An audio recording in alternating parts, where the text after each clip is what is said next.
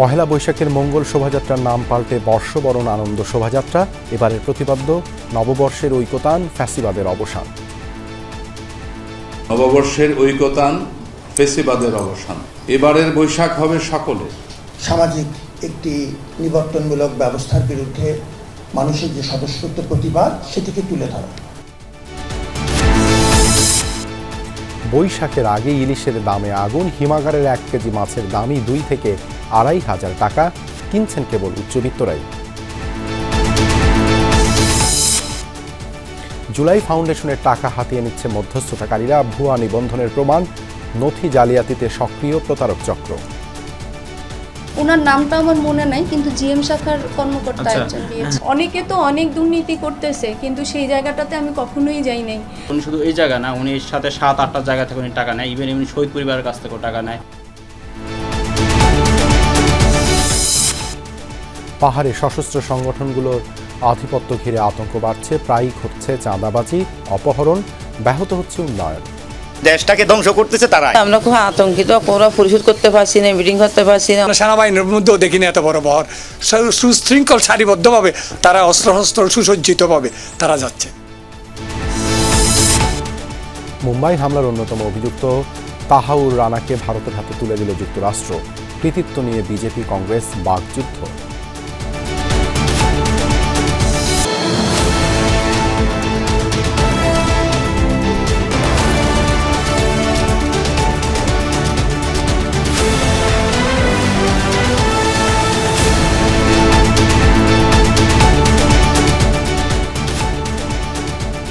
দেখছেন শিরোনামগুলো। এছাড়াও দেশ বিদেশে আরো খবর নিয়ে দুপুরে বাংলাদেশে আপনাদের সাথে আছি আমি দেবাশিস রঞ্জন সরকার। Akij Bashir brings the true 700 ppm clear glass in Bangladesh. Akij Bashir glass. Mangal Shobhajatra নয়, এবছর পহেলা বৈশাখের শোভাযাত্রা হবে বর্ষবরণ আনন্দ শোভাযাত্রা নামে। সকালে ঢাকা বিশ্ববিদ্যালয়ের চারুকলায় বর্ষবরণের প্রস্তুতি নিয়ে সংবাদ সম্মেলনে এই তথ্য জানানো হয়েছে।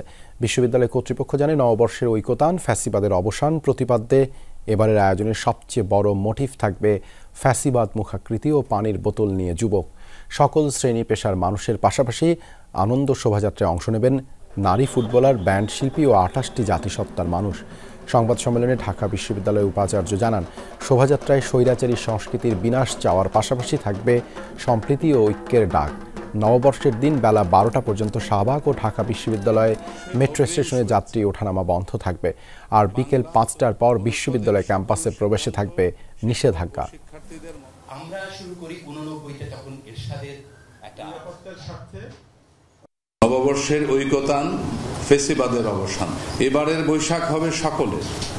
আমাদের ভূখণ্ডে বসবাসরত সকল জাতিগোষ্ঠী এবারের বৈশাখ বরণের অংশীদারিত্ব অর্জন করেছে। আমরা পরিবর্তন বলছি না, আমি বলছি আমরা পুনরুদ্ধার করেছি যে আমরা সেই আনন্দ শোভাযাত্রাকে একটি নিবর্তনমূলক স্বৈরাচারী ব্যবস্থার অবসান, রাজনৈতিক এবং সামাজিক একটি নিবর্তনমূলক ব্যবস্থার বিরুদ্ধে মানুষের যে স্বতঃস্ফূর্ত প্রতিবাদ, সেটিকে তুলে ধরা।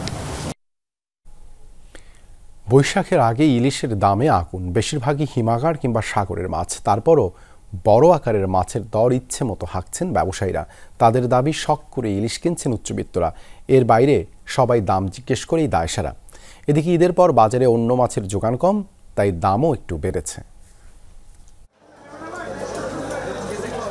শৈশবে পহেলা বৈশাখ মানেই ছিল ইলিশ বিলাস। পান্তার সাথে আলু ভর্তা আর ইলিশ ভাজা না হলেই ছিল বেমানান। কিন্তু গত কয়েক বছরে এসব শখ অনেকটাই ফিকে হয়েছে। গরিবের প্লেট থেকে জাতীয় মাছ হারিয়ে গেছে বললেও ভুল হবে না। এবারও ব্যতিক্রম নয়। কারওয়ান বাজারে ইলিশ মিলছে হাতে গোনা দোকানে, সেখানে ঢুমেরই দায় সারছেন নিম্ন ও মধ্যবিত্তরা। আর শখ করে কিনছেন ধনীরা, তাও 3-4টি করে। জানা গেল এসব ইলিশের আকার 1 কেজি ছাড়ারই দাম 2000 টাকার বেশি। 800-900 গ্রামের সাইজ মিলবে 1700 টাকায়। বিক্রেতারা এসব মাছকে নদীর টাটকা ইলিশ বললেও মূল উৎস হিমাগার কিংবা সমুদ্র। বারমার ইলিশ, তাছাড়া কোলেস্টোর, তাছাড়া চিটাগাং, এই 3 রঙের ইলিশ মিলাই বিক্রি করতেছে। অরিজিনাল লাইনের ইলিশ নাই বর্তমানে। এগুলোর ছোট যেটা, এটা হলো টাটকা, আর এগুলো হলো আপনার ফ্রিজিং মাছ, ফ্রিজিং হিমাগারের কোলেস্টোরের মাছ। তো মনে করেন এগুলা বর্তমানে রেট অনেকটা কম। ছোটগুলো তো বলে তো হবে না, এখন 10 টাকা কেজি খেয়েছি, তো বলে তো হবে না। যখন যে দামটা আছে, মনে হয় ঠিক আছে। জাটকা আহরণে নিষেধাজ্ঞা চলছে, তাই বাজারে ইলিশ থাকারই কথা না। তাই অনেকটা গোপনে এই মাছ বেচাকেনা চলছে ইলিশের রাজধানী চাঁদপুরে। তবে দাম শুনে চক্ষু চড়ক গাছ। কিনি না থাকতো দাম বাড়তো, দাম কিনি না দাম কম। অন্য মাছ পাওয়া যায়, ইলিশ মাছ এখানে পাওয়া যায় না কম দামে মাছ কেনার জন্য, কিন্তু আসলে এখানে কম দাম না, কারণ তার চেয়ে বেশি আমাদের আড়ত থেকে এখানে আরো বেশি। উপকূলের জেলা ভোলায় ইলিশের সরবরাহ কাঙ্ক্ষিত না। সমুদ্রের অনেক মাছও এখান থেকে চলে যাচ্ছে রাজধানী সহ বড় জেলায়। তাই বৈশাখের আগে শখ করেও ইলিশ কিনতে পারছেন না অনেকে। বাজারে ইলিশ মাছই নাই, নাইন মধ্যে একটু নাগালের বাইরেই দাম। ইলিশ মাছের দাম বেশির কারণে কিনতে পারি না, এই জন্য রুই মাছ কিনে বাসা যাইতেছে। নদীতে জাটকা আহরণের নিষেধাজ্ঞা শেষ হবে আগামী 30 এপ্রিল। তৌহিদ হোসেন, যমুনা নিউজ, ঢাকা। ঈদের পর বাজারে মানুষের ভিড় বাড়ছে, বেড়েছে কেনাকাটা। পাল্লা দিয়ে ঊর্ধ্বমুখী বেশ কিছু সবজির দাম, কমেছে মুরগি ও গরুর মাংসের মূল্য। দোকানীদের দাবি ঈদের আগের মতোই আছে বাজার। ঈদের পর আবার চিরচেনা রূপে রাজধানী। বিক্রেতার হাকডাক আর ক্রেতার দর কষাকষিতে জমে উঠেছে বাজার।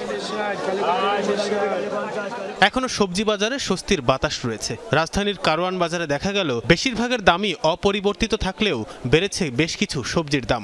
লম্বা বেগুন বিক্রি হচ্ছে 80 টাকায়, 20 টাকা বেড়ে 1 কেজি শসা বিক্রি হচ্ছে 80 টাকায়, পটল 80 টাকা, ঢেঁড়স 60 টাকায় মিলছে। রমজানে ভোগান্তিতে ফেলা লেবুর দাম কমেছে। মানভেদে 40 থেকে 80 টাকা পর্যন্ত বিক্রি হচ্ছে প্রতি হালি। দেখা মিলছে কাঁচা আমের, প্রতি কেজির জন্য গুনতে হচ্ছে 60 থেকে 80 টাকা। দোকানিরা বলছেন বাজার এখনো নিয়ন্ত্রণে আছে, যদিও ক্রেতারা বলছেন শীতকালীন সবজির যোগান কমে যাওয়ায় প্রভাব পড়তে শুরু করেছে। শীতের সিজন চলে যাওয়ার পরে সবজির সব শেষ, উৎপাদন শেষ, যার কারণে হয়তো দামটা বেশি। শুক্রবারের মালের চাহিদা একটু বেশি থাকে, অফিস আদালত বদ্ধ, এখানে মালের দামটা হালকা একটু বেশি থাকে। খরিদার একটু কম কিন্তু ইদারিং ঈদের পরে তো এখনো মানুষ পুরা ঢোকে না টাকা। রোজার মাঝে যেই সবজিগুলো কেনা হয়েছিল ওইগুলি মোটামুটি সহনশীল পর্যায়ে ছিল, শুধু লেবুর দামটা বাদে। আর ঈদের পরে লেবুর দামটা কমেছে এখন। ঈদের আগে যে ব্রয়লার মুরগির জন্য গুনতে হতো 230 টাকা কেজি, এখন তা পাওয়া যাচ্ছে 180 টাকায়। কমেছে গরুর মাংসের দামও। গত সপ্তাহেও 800 টাকায় কেজি বিক্রি হলেও এখন মিলছে 780 টাকায়। মাঝারি 2 কেজি ব্রয়লার 185 বেচতেছি, আর ছোট মুরগির দাম একটু বেশি, ছোট 95 এরকম বেচতেছি 1 কেজি আগে যেটা। আর সোনালী অরিজিনালটা 300, আর হাইব্রিডটা 270, 60 টাকা বেচতেছি। বর্তমানে 780 দাম চাই, 750, 760 এই দামে বেচতেছি, আর কাস্টমারও নাই। ঈদের পরে মানুষ রাজধানীতে ফিরে এখনো পুরোপুরি বাজারমুখী না হওয়ায় বিক্রি কম বলে দাবি বিক্রেতাদের। তানফির সিদ্দিক, টিপু, যমুনা নিউজ, ঢাকা। জুলাই অভ্যুত্থানের শহীদ ও আহতদের প্রাপ্ত টাকার একটা অংশ হাতিয়ে নিচ্ছে মধ্যস্থতাকারীরা। এমনকি বরাদ্দ টাকা না পাওয়ারও অভিযোগ করছেন অনেকে। আগেও ভুয়া নিবন্ধন করে কেউ কেউ হাতিয়ে নিয়েছেন এই অর্থ। তবে এবার অর্থের বিনিময়ে কাগজপত্র করিয়ে জুলাই ফাউন্ডেশন সহ বিভিন্ন সংস্থা থেকে টাকা জোগাড় করে দিচ্ছে একটি পক্ষ। এমনই এক অভিযুক্তকে হাতে নাতে ধরে পুলিশে দিয়েছে জুলাই স্মৃতি ফাউন্ডেশন। লামিয়া তিথি রিপোর্ট। জুলাই অভ্যুত্থানে প্রাণ গেছে হাজারো ছাত্র জনতার। অঙ্গহানি আর শরীরে নির্যাতনের ক্ষত নিয়ে এখনো কাতরাচ্ছেন অনেকেই। নতুন বাংলাদেশ তৈরিতে যাদের অবদান সবচেয়ে বেশি, সেসব শহীদ ও আহতদের সহায়তা দিচ্ছে সরকার। তবে এখনো থামেনি অবৈধ আর্থিক লেনদেনের পুরনো ভূত। জুলাই ফাউন্ডেশনের অর্থ বিতরণে কারো কারো কাছ থেকে অবৈধ সুবিধা নেয়ার চেষ্টা করেছেন কেউ কেউ। হাফিজা আক্তার হ্যাপি গেল 21 জুলাই সাইনবোর্ড এলাকায় শহীদ হয় তার স্বামী আহসান কবির শরীফ। রাষ্ট্রীয় তালিকায় ওনার নাম থাকলেও বরাদ্দ টাকা পেতে হ্যাপিকে গুনতে হয়েছে অন্তত 50,000 টাকা। আফরিন আপু আমাকে নিয়ে এইখানে আসার পর আর কি টাকাটা আমি ক্যাশেই তাকে দিই। নারায়ণগঞ্জের অঙ্কন দাস, বেলাল হোসেন, বুলবুল শিকদার সহ আরো কয়েকটি পরিবারও এমন ভুক্তভোগী। আফরিন আপা বলতেছে যে এইভাবে পোক টিকতে পেয়ে অনেক মানুষেরকে এইভাবে সত্যিই তো দিতে চায় না, তো আপনারা যদি কিছু টাকা খরচ করেন তাইলে এটা আমি কইরা দিতে পারবো। ফোন দেওয়ানোর পরে আফরিন আপা ফোন দিচ্ছে যে ভাই টাকাটা দিলেন না, ঠিক আছে আরেকটা 50,000 টাকার অ্যামাউন্ট আসবে, সমাজ কল্যাণ মন্ত্রণালয় থেকে 50,000 টাকা অ্যামাউন্ট আসবে, ওই অ্যামাউন্টটাতে আপনার নামটা তো ইনশাল্লাহ ঢুকাইতে পারি। আমরা টাকাটা দিতে চাই না, 2 দিন পর দিয়েছি, পরে ডিসি অফিসের সামনে দাঁড়াইছে, ফোন দিয়েছে আঙ্গরে, পরে গেছি, পরে 10,000 টাকা দিয়েছি। হ্যাঁ কয় বলে অনেক অপমান হয়েছে। প্রশ্ন হচ্ছে কে এই দিলশাদ আফরিন। খোঁজ নিয়ে জানা যায় এনসিপির নারায়ণগঞ্জ জেলার অন্যতম সংগঠক ছিলেন তিনি। অভিযোগ ওঠার পর বহিষ্কার করা হয় তাকে। ওই যে ওই ফাইলের কাজ। হ্যাঁ হ্যাঁ হ্যাঁ সবটাই তো। ওইটা তো মানে 5-এর নিচে তো হবে না। মানে একটা 5? জি জি। এসব অভিযোগ শুরুতে অস্বীকার করলেও এক পর্যায়ে নমনীয় হয়ে সমঝোতার চেষ্টা করেন আফরিন। আমি ভাই আপনার সাথে আগে কথা বলবো, এই সমস্ত বিষয় আশাগুলো নিয়ে আগে আপনি আমার সাথে কথা বলেন। আমি বুঝতে পারছি ভাই, আপনি তো ফাউন্ডেশনের একজন। কিভাবে শহীদ ও আহতদের সরকারি তালিকা আসলো তার কাছে? জিএম শাখা থেকে ওনার নামটা আমার মনে নাই, কিন্তু জিএম শাখার কর্মকর্তা একজন দিয়েছে। রাখেন একটা নাম্বার তোমাকে কথা বলা দিব, হ্যাঁ তুমি কথা বলবা, যে বলবা কাজটা 5-এর নিচে করতে পারবো না। তো এতদিন আমরা নিজেদের টাকা দিয়ে করছি, তো এখন তো আর এটা সম্ভব হইতেছে না।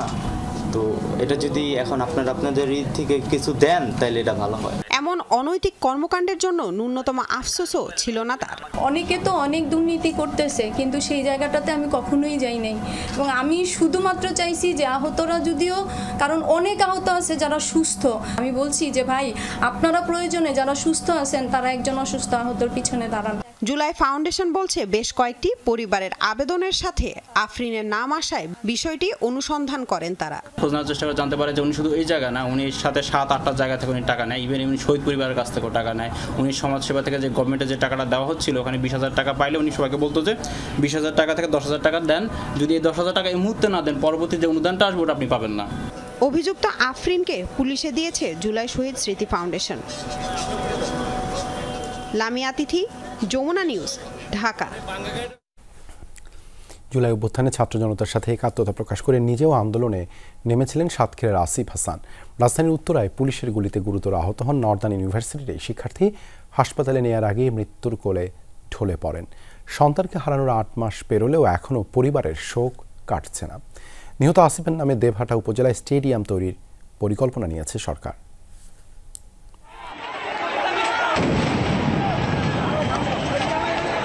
18 জুলাই 2024 রাজধানীর উত্তরায় স্বৈরাচার পতনের আন্দোলনে অংশ নিয়ে গুলিবিদ্ধ হন নর্দার্ন বিশ্ববিদ্যালয়ের শিক্ষার্থী আসিফ হাসান।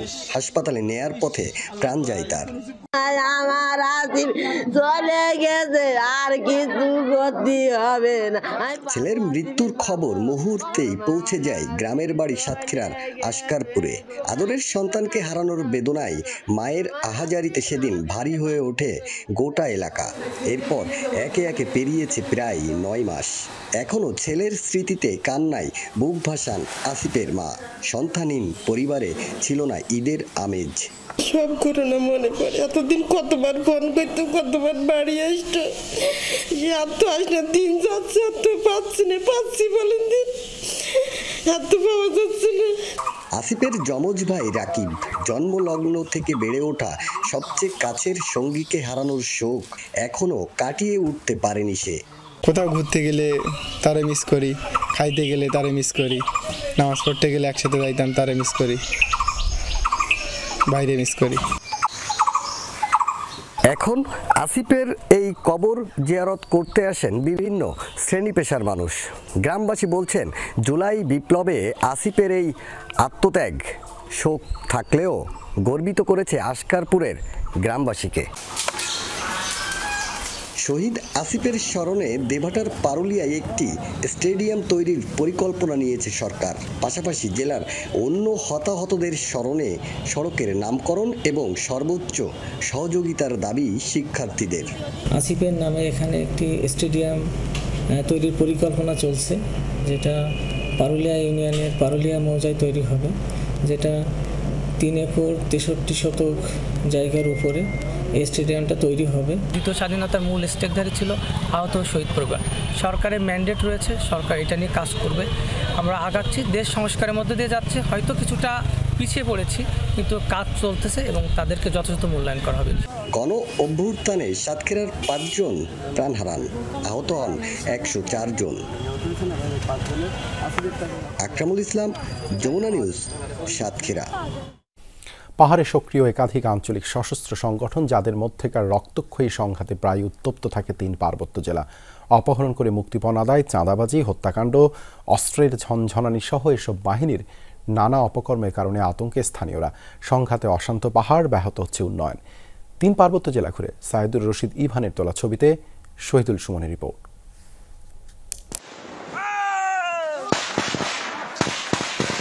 পার্বত্য চট্টগ্রামে আধিপত্যের জেরে বিবদমান বেশ কয়েকটি সশস্ত্র সংগঠনের মধ্যে সংঘর্ষ, নিরীহ মানুষকে অপহরণ করে মুক্তিপণ আদায়, ব্যাপক চাঁদাবাজি এই অঞ্চলের নিয়মিত চিত্র। 3 পার্বত্য জেলায় এমন অন্তত অর্ধ ডজন আঞ্চলিক সশস্ত্র সংগঠন সক্রিয়।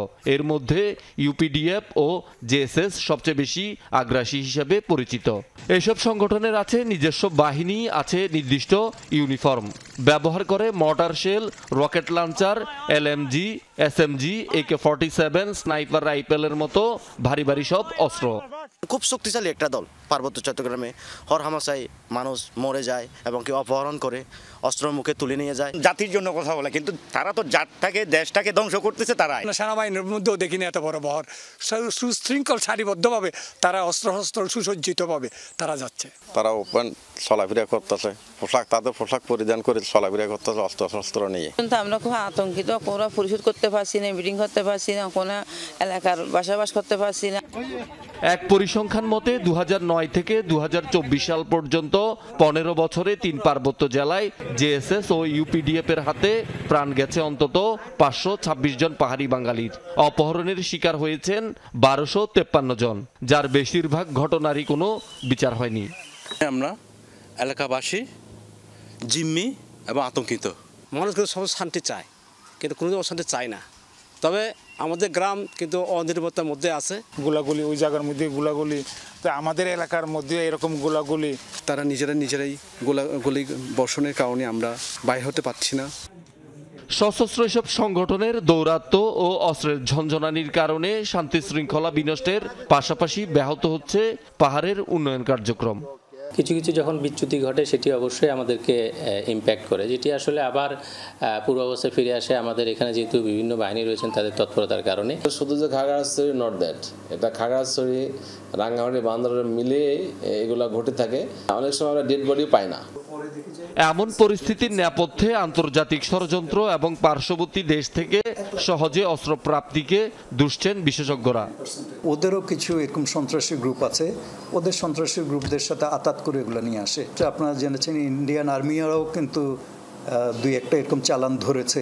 রাজনৈতিক, সামরিক, নিরাপত্তাগত দিক থেকে বিবেচনা করে এটা ঠিক করতে হবে, তা না হলে এটা একটা ক্রাইম জোনে পরিণত হবে।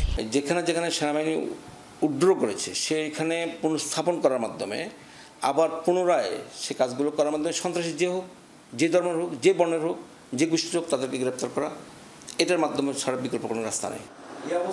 শহীদুল সুমন, যমুনা নিউজ, বান্দরবান। খাল উদ্ধারে নতুন পরিকল্পনা নিয়েছে ঢাকা দক্ষিণ সিটি কর্পোরেশন। পানি আইনের বদলে উচ্ছেদ কার্যক্রম চালানো হবে সিএস অনুযায়ী। তাই পুনর্মূল্যায়ন করা হয়েছে জলাবদ্ধতা নিরসন প্রকল্পের। এতে অপ্রয়োজনীয় অনেক কিছুই বাদ দেয়ায় ব্যয়ও কমছে। উদ্ধার কাজে কোনো ধরনের আপোষ না করার পরামর্শ দিয়েছেন নগর পরিকল্পনাবিদ অধ্যাপক আদিল মোহাম্মদ খান। শাকিল হাসানের রিপোর্ট, ছবি তুলেছেন রাকিবুল ইসলাম।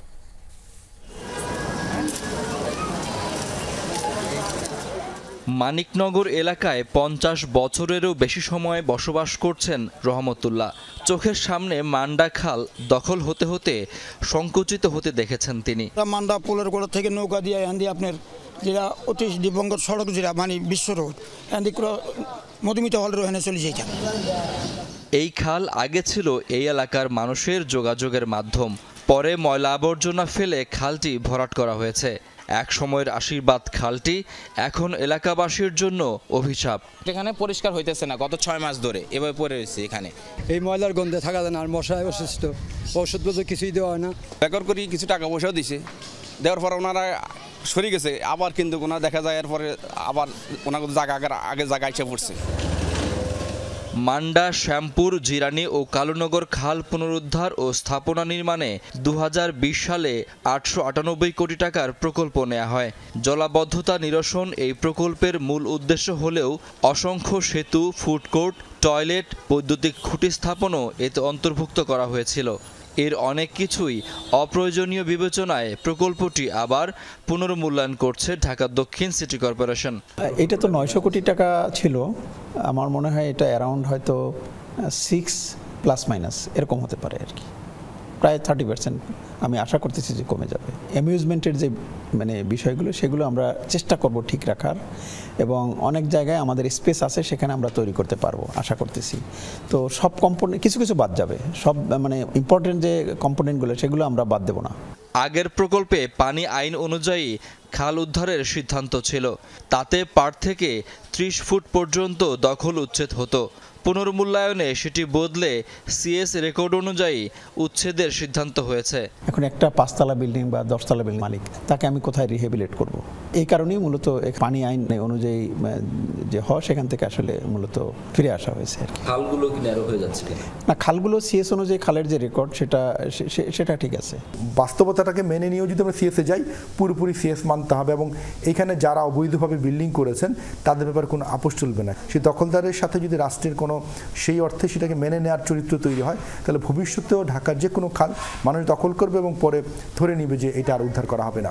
যত্রতত্র অবকাঠামো নির্মাণের সিদ্ধান্ত বাদ দিয়ে খাল পুনরুদ্ধারে মনোযোগ দেওয়ার পরামর্শ দিয়েছেন এই নগর পরিকল্পনাবিদ। কেন খালের মধ্যে সিভিল ওয়ার্কসের মাধ্যমে কর্পোরেশনের ফুডকোর্ট বানাতে হবে? হয়তো একটা দুইটা প্রয়োজনীয়, অধিকাংশ অপ্রয়োজনীয়। মূল উদ্দেশ্যই থাকে টাকা মারার জন্য।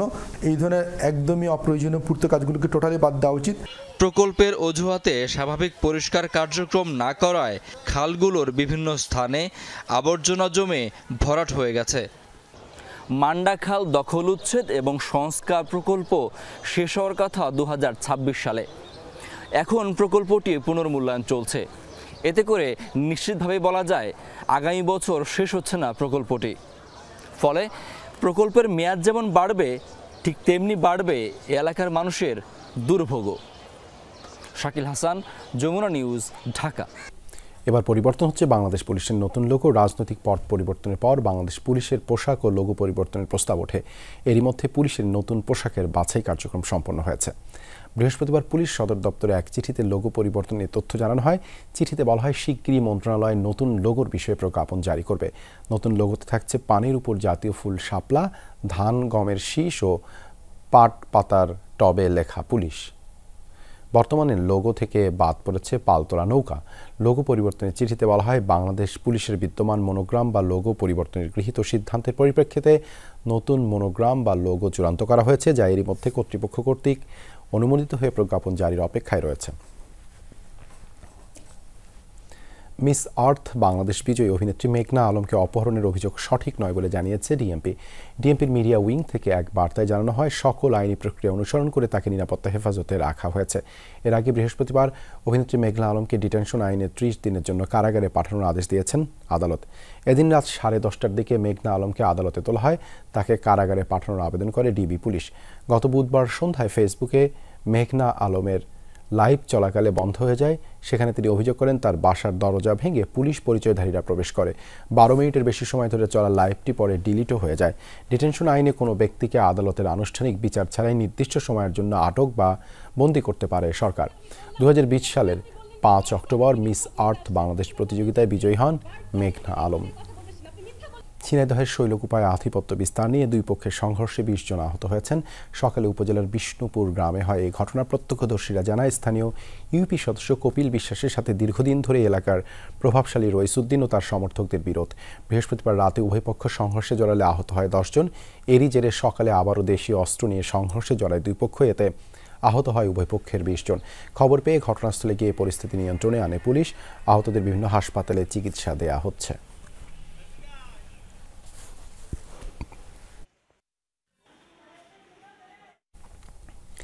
আগুনে পুড়ল চাঁদপুর মুন্সিরহাট বাজারের 17টি দোকান।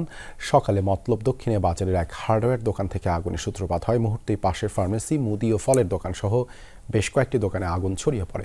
পুড়ে ছাই হয় 7টি দোকানের মালামাল, ক্ষতিগ্রস্ত হয় 10টি দোকান। পরে ফায়ার সার্ভিসের 4টি ইউনিট ঘটনাস্থলে গিয়ে 1 ঘন্টার চেষ্টায় আগুন নিয়ন্ত্রণে আনে। ভুক্তভোগী ব্যবসায়ীদের দাবি, অগ্নিকাণ্ডে প্রায় 7 কোটি টাকার ক্ষয়ক্ষতি হয়েছে।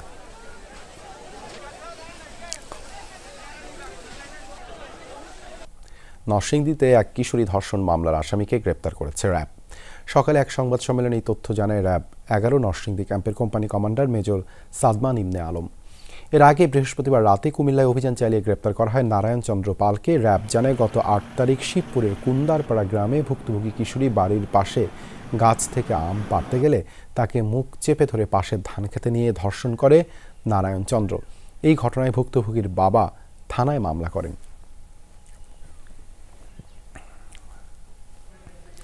এদিকে লক্ষ্মীপুরে 2 শিশুকে ধর্ষণের পৃথক ঘটনায় 2জনকে গ্রেপ্তার করেছে পুলিশ। ভুক্তভোগীরা স্বজনরা জানায় 18 মার্চ চকলেটের প্রলোভন দেখিয়ে 6 বছরের এক শিশুকে ধর্ষণ করে অভিযুক্ত রিপন হোসেন। অন্যদিকে রায়পুরে একই কায়দায় আরেক শিশুকে ধর্ষণ করে মনির হোসেন। 2 শিশুর পরিবার থানায় মামলা করলে অভিযান চালিয়ে 2জনকে গ্রেপ্তার করা হয়।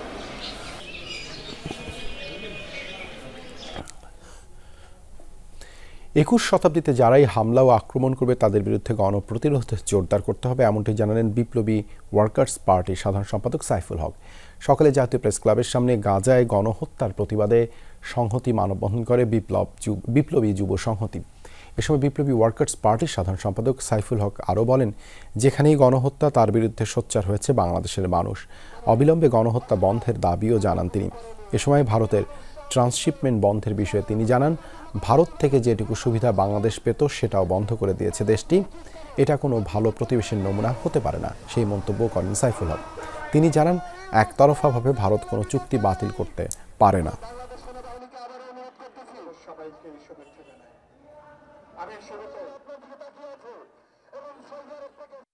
আজকের একবিংশ শতাব্দীতে আজকে যারাই হামলা আক্রমণ করবে, জাতি, ধর্ম, বর্ণ নির্বিশেষে তার বিরুদ্ধে গণপ্রতিরোধ আমাদেরকে জোরদার করতে হবে। বাণিজ্যিক সুবিধা পেতাম ভারতের কলকাতা বিমানবন্দরে, পশ্চিমবাংলার পোর্টে, সেই সুযোগ তারা বন্ধ করে দিয়েছে। এভাবে কোনো আন্তর্জাতিক চুক্তি এককভাবে ভারত বন্ধ করতে পারে না। এটা ভারতের কোনো সৎ প্রতিবেশীর পরিচয় নয়। গাজা উপত্যকায় ইসরায়েলি আগ্রাসনের প্রতিবাদে দেশের বিভিন্ন স্থানে বিক্ষোভ মিছিল হয়েছে। নীলফামারীতে সকালে চৌরঙ্গি মোড়ে ফিলিস্তিনের জনগণের ন্যায্য অধিকারের প্রতি সংহতি জানিয়ে গণ আন্দোলন কর্মসূচি পালন করে ছাত্র জনতা। অংশ নেয় জেলার বিভিন্ন শিক্ষা প্রতিষ্ঠানের 5 শতাধিক ছাত্রছাত্রী। এ সময় সারা বিশ্বের মুসলিম দেশগুলোকে ঐক্যবদ্ধভাবে ইসরায়েলের বিরুদ্ধে রুখে দাঁড়ানোর আহ্বান জানান তারা। ঝালকাঠিতেও ফিলিস্তিনে গণহত্যার প্রতিবাদ জানিয়ে বিক্ষোভ মিছিল অনুষ্ঠিত হয়েছে। সকালে কাঠালিয়ায় বিনাপানি বাজারে তাওহিদি জনতার ব্যানারে এই কর্মসূচির আয়োজন করা হয়। এরপর বিক্ষোভ মিছিলটি বিভিন্ন সড়ক প্রদক্ষিণ করে। পরে সংক্ষিপ্ত সমাবেশে ইসরায়েলি পণ্য বর্জনে সবার প্রতি আহ্বান জানান বক্তারা। গাজায় গণহত্যার প্রতিবাদে আজও রাজধানীতে বিক্ষোভ করছে বিভিন্ন সংগঠন। জাতীয় মসজিদ বায়তুল মোকাররমের পরিস্থিতি জানাতে সেখান থেকে যোগ দিচ্ছেন সহকর্মী আশিক মাহমুদ। আশিক, কি পরিস্থিতি দেখছেন সেখানে? মিছিল থেকে কি কি দাবি তোলা হচ্ছে?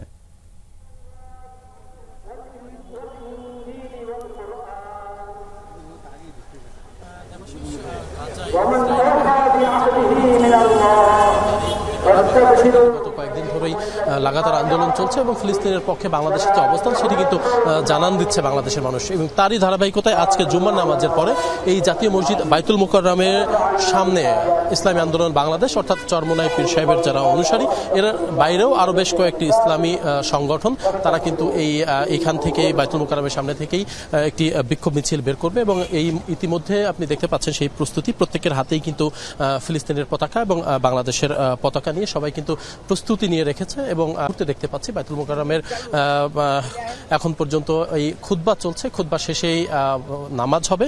নামাজের সাথে সাথেই এই বায়তুল মোকাররমের উত্তর গেটেই কিন্তু একটি সংক্ষিপ্ত সমাবেশ হবে। এখানে ইসলামী আন্দোলন বাংলাদেশের যারা নেতৃত্ব পর্যায়ে যারা রয়েছেন তারা বক্তব্য রাখবেন, পরবর্তীতে বিক্ষোভ শুরু হবে। একটু জানাতে চাই যে আসলে এই যে ইসরায়েলি বাহিনী কর্তৃক গাজায় যে লাগাতার মানবতা বিরোধী যে অপরাধ তারা করে যাচ্ছে, শিশু নারীদেরকে নির্বিচারে গণহত্যা তারা চালিয়ে যাচ্ছে এবং এমনকি হাসপাতালও তাদের এই আন্দোলন এবং বোমা হামলা থেকে রেহাই পাচ্ছে না। সেই কারণেই কিন্তু বাংলাদেশের মানুষ এবং সারা বিশ্বের যারা মুসলমান রয়েছে সবাই কিন্তু এই বিষয়টিকে এক ধরনের নিন্দা জানাচ্ছেন এবং তীব্র প্রতিবাদ জানাচ্ছেন। তারই ধারাবাহিকতায় বাংলাদেশের মানুষও কিন্তু এই ধারাবাহিক আন্দোলন চালিয়ে যাচ্ছে এবং সবার মুখে একটি কথা, অতি দ্রুত এই যে ইসরায়েলি বাহিনী কর্তৃক যে গণহত্যা চলছে গাজায় সেটি অতি দ্রুত বন্ধ করতে হবে এবং ফিলিস্তিনিকে একটি স্বাধীন রাষ্ট্রের মর্যাদা দিতে হবে এবং তাদের নাগরিক যে অধিকার রয়েছে সেই অধিকারগুলোকে ফিরিয়ে দিতে হবে। এবং এই যে গণহত্যা চলছে, নির্বিচারে নারী শিশুদেরকে নির্বিচারে গুলি করে হত্যা করা হচ্ছে, নির্বিচারে বোমা মেরে তাদেরকে হত্যা করা হচ্ছে, এই যে মানবতা বিরোধী অপরাধ এবং এই অপরাধের দায়ে ইসরায়েলি বাহিনীকে আন্তর্জাতিক আইনে অর্থাৎ আন্তর্জাতিক আদালতে তাদেরকে শাস্তির আওতায় নিয়ে আসতে হবে। এর বাইরেও ইসরায়েলি যে সকল পণ্য রয়েছে, যে সকল পণ্যর মাধ্যমে তারা অর্থের যোগান এবং অস্ত্র কিনে তারা মানুষ হত্যা করছে, সেই পণ্য বয়কটের ডাকও কিন্তু বাংলাদেশের পক্ষ থেকে দেওয়া হয়েছে। এবং এই আন্দোলন শুরু হলে, বিক্ষোভ শুরু হলে নিশ্চয়ই এই বিষয়ে আরো বিস্তারিত নেতৃত্ব পর্যায়ে যারা রয়েছেন তারা কি বলেন সেই বিষয়টি হয়তো আন্দোলন শুরু হলে আমরা আপনাদেরকে আরো বিস্তারিত জানাতে পারবো। দেবাশিস, ধন্যবাদ আশিক যুক্ত হবার জন্য। ভয়াবহ মুম্বাই হামলার 16 বছর পর অভিযুক্ত তাহাউর রানাকে ভারতের হাতে সমর্পণ করল যুক্তরাষ্ট্র। বৃহস্পতিবার সামরিক বাহিনীর বিশেষ ফ্লাইটে তাকে দিল্লি পৌঁছানো হয়। 18 দিনের জন্য তাহাউরকে হেফাজতে নিয়েছে ভারতের জাতীয় তদন্ত সংস্থা NIA। জঙ্গি সংগঠন লস্কর-ই তৈয়বাকে সহায়তার অভিযোগে 2013 সালে থেকে তাকে 14 বছরের কারাদণ্ড দেন মার্কিন আদালত। 2008 সালের 26 নভেম্বর হঠাৎই সন্ত্রাসী হামলায় ভারতের বাণিজ্যিক রাজধানী মুম্বাইয়ে ছড়ায় ত্রাস। 10 জনের প্রশিক্ষিত একটি দল হামলা চালায় হোটেল তাজ সহ শহরের বিভিন্ন গুরুত্বপূর্ণ স্থাপনায়। ভয়াবহ সেই সিরিজ হামলায় 29 বিদেশি নাগরিক সহ প্রাণ যায় 166 জনের। অভিযোগ রয়েছে পাকিস্তানের যোগসাজশে দুর্ধর্ষ এই মিশন পরিচালনা করে সশস্ত্র গোষ্ঠী লস্কর-ই-তৈয়বা, আর সহায়তায় ছিলেন পাকিস্তানি বংশোদ্ভূত কানাডীয় নাগরিক তাহাউর রানা। মূলত এই ঘটনার পর থেকেই অভিযুক্ত তাহাউর রানাকে ভারতের মাটিতে বিচারের মুখোমুখি করার চেষ্টা চালায় সরকার। 2011 সালে মুম্বাই অ্যাটাকের সাথে জড়িত থাকার অভিযোগে গ্রেফতার করা হলেও তাকে খালাস দেয় মার্কিন আদালত। এরপর 2013 সালে জঙ্গি গোষ্ঠী লস্কর-ই-তৈয়বাকে সহায়তার অভিযোগে তাকে আবারও গ্রেফতার দেখানো হয়। তবে স্বাস্থ্যগত কারণে 2020 সালে কারাগার থেকে ছাড়া পান তাহাউর রানা। পরে নয়াদিল্লির আবেদনের প্রেক্ষিতে তাকে পুনরায় গ্রেফতারের পর ভারতের হাতে তুলে দিল যুক্তরাষ্ট্র। বৃহস্পতিবার ভারতে পাঠানোর পর 18 দিনের হেফাজতে নেওয়া হয়েছে তাহাউর রানাকে। চলছে বিস্তারিত তদন্ত। এনআইএ তার জন্য 20 দিনের হেফাজত চেয়েছিল। অনেক আলোচনার পর তাকে 18 দিনের জন্য হেফাজতে রাখার নির্দেশ দিয়েছেন আদালত। রিমান্ড শেষে তার স্বাস্থ্য পরীক্ষা করে আদালতে হাজিরের নির্দেশ দেওয়া হয়েছে। এদিকে মামলার মূল অভিযুক্তকে ভারতে আনার কৃতিত্ব নিয়ে বাকযুদ্ধ চলছে ক্ষমতাসীন আর বিরোধীদের মাঝে। শাসনামলে তাহাউর রানাকে দেশে ফেরাতে ব্যর্থ হয়েছিল কংগ্রেস, কিন্তু প্রধানমন্ত্রী মোদী সেটা করে দেখিয়েছেন। এরপরও তারা দোষারোপের রাজনীতি করছে। কংগ্রেস সরকারই প্রথম তাহাউরকে দেশে ফেরানোর প্রক্রিয়া শুরু করেছিল, কিন্তু সেটি সম্পন্ন করতে মোদীর সময় লাগলো 11 বছর। তার জাতির কাছে ক্ষমা চাওয়া উচিত। সন্ত্রাসীদের বিরুদ্ধে বিজেপির অতীত ইতিহাস খুবই বাজে। 2001 সালে সস্ত্রীক কানাডার নাগরিকত্ব লাভ করেন তাহাউর রানা। পরবর্তীতে শিকাগো গিয়ে একাধিক ব্যবসা পরিচালনা করেন তিনি। অনিক রহমান, যমুনা নিউজ।